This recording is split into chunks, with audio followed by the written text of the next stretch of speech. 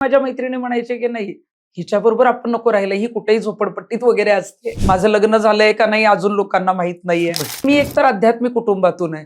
लोकांनी तिथेही मला ट्रोल केलं की तृप्ती देसाई ना जे आहे ते हिंदुत्वाच्या विरोधात लढायचंय, हिंदू मंदिरांच्या विरोधात लढायचंय. पण मी स्वतः शनिदेवाची भक्त आहे. संविधानानं दिलेला प्रार्थनेचा अधिकार आणि समानतेचा अधिकार, जसा पुरुषाला अधिकार आहे तसा महिलांना अधिकार आहे. जिथेही आम्हाला अडवलं गेलं तिथेही प्रचंड धमक्या आल्या, तिथेही आम्हाला अगदी हल्ले करण्याचा प्रयत्न केला. पण बऱ्याच लोकांनी सांगितलं की मग तृप्ती देसाई देवाला मानत नाहीत म्हणून शनी चौथऱ्यावर त्यांना जायचंय.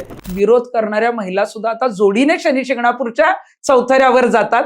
हे आंदोलनाचा रिझल्ट आहे. याच राष्ट्रपतींना तुमच्यामुळे चौथऱ्यावर जाऊन दर्शन घेता आलं. कुंकुवामध्ये तिखट पावडर टाकून आमच्या तोंडावर फेकलेलं होतं. बऱ्याच जणांनी आमच्यावर हल्ला करण्याचा प्रयत्न केला. मी त्या आंदोलन झाल्यानंतर मी ICU मध्ये ऍडमिट होते. हाजी अली दर्ग्याच्या वेळेलाही फार मोठा विरोध झाला.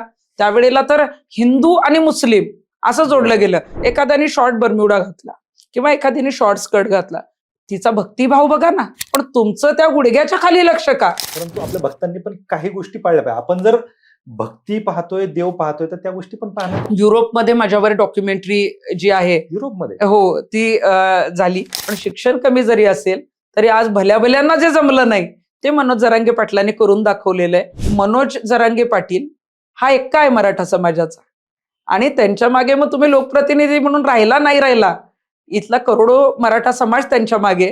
त्यामुळे त्यांच्या समोर त्यांच्या आंदोलनाच्या पुढे सरकारला झुकावंच लागतं. राजकारणात जाण्याची काही इच्छा